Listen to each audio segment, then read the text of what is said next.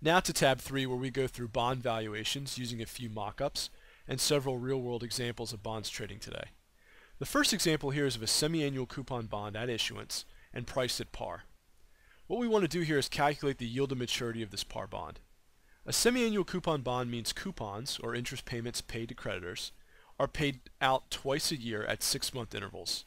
And the coupon payment here shows an investor is being paid 4% annually on the total principal or face amount invested. Given the bond is being priced at par in this initial offering, we're assuming we're going to buy a face amount of $1 million or provide $1 million in principal to the company offering this bond. Now note, we don't care about fees, as the company will still owe us the face amount that we're paying here at maturity. This bond matures 3 years from now, meaning the company must pay back the holders of these bonds their entire principal and the last semi-annual coupon payment at maturity. Again, the bond is priced at par, or 100 cents on a dollar of principal owed to creditors. Interest is paid semi-annually, and the principal will be paid at maturity in a single or balloon payment.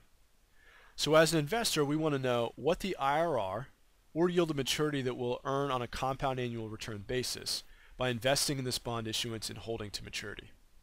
Well, to answer this question, we'll set up the payoff structure of the bond. Let's say we put up $1 million today. We can expect to earn $20,000 every 6 months, or half the coupon annually on the $1 million in face value. Showing this, we'll achieve this cash flow stream here. The next question is, what is the IRR of the cash flow stream?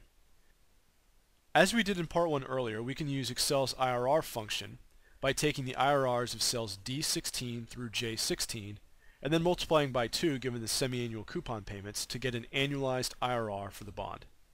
The result is that we are earning a 4% IRR, which is also known as the yield to maturity of a bond. Given this is just the discount rate used in the discounted cash flow formula shown here, that an investor can expect to earn on this cash flow stream. So the yield to maturity, or annualized rate of return on this bond, is 4%.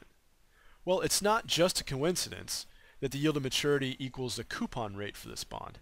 What we've just proved is that for a bond priced at par, the IRR, or yield to maturity, of that investment is exactly equal to the coupon rate of the bond, and this is always going to hold. Now, once the bond is priced in the secondary market, meaning once trading starts after the initial offering, prices may fluctuate above or below 100 cents on the dollar.